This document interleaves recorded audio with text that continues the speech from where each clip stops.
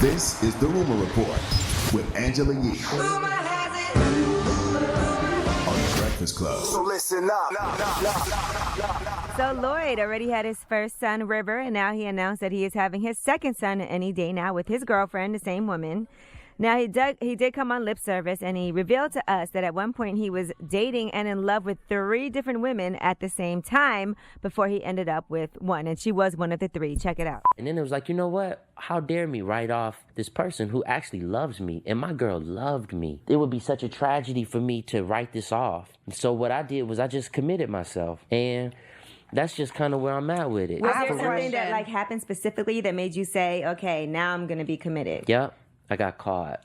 Well, that's usually it. That's usually it. That's not why. No. But wait, was she one of the 3, though? Was she one of the 3? Okay, yes, just making sure. Absolutely. Right. You think you could really be in love with 3 people at once? No.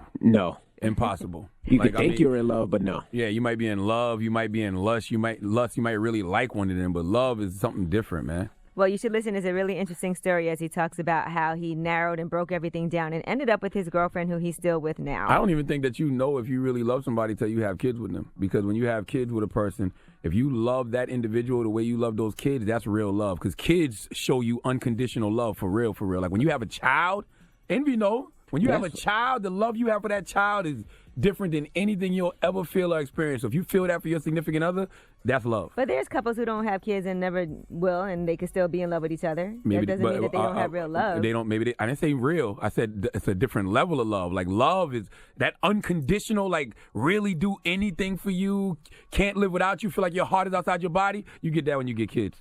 All right, now speaking of which, Wiz Khalifa is talking about his son, Bash. Now, it was Bash's first day of kindergarten, and he posted first day of kindergarten, rode the bus and everything. He posted a picture with his son, and people were kind of going in on him for letting Bash ride the school bus. Hello, he's going to school. That's what kids do. They actually have a lot of fun. Yeah, what's wrong with that? On the bus. That's part of the whole experience. So here's what Wiz had to say about that. All y'all people are asking why I would let my son ride the bus because I'm rich. Being rich don't got nothing to do with a child's experiences. He said he wanted to ride the bus with his friends.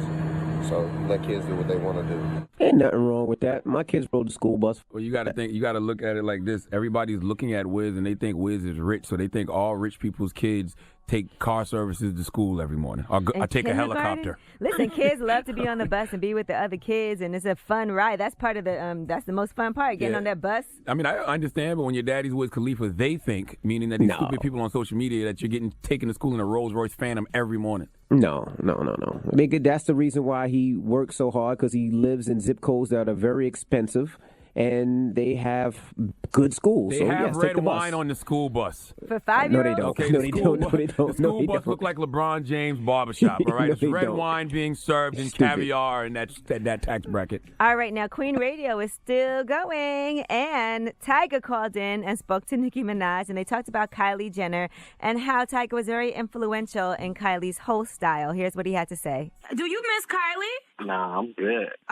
Do you feel like you helped at all in putting Kyle's on the mid-app? Big facts. No cap. Everybody know that. That's public. If you got to look at the before and after, you know what I'm saying? She always had a platform, and she was always destined to be what she was going to be regardless. But when I stepped in and there was a lot of codes being taught, it was like, you could do this. You should start this. You should start doing your hair like this. Or you should do this.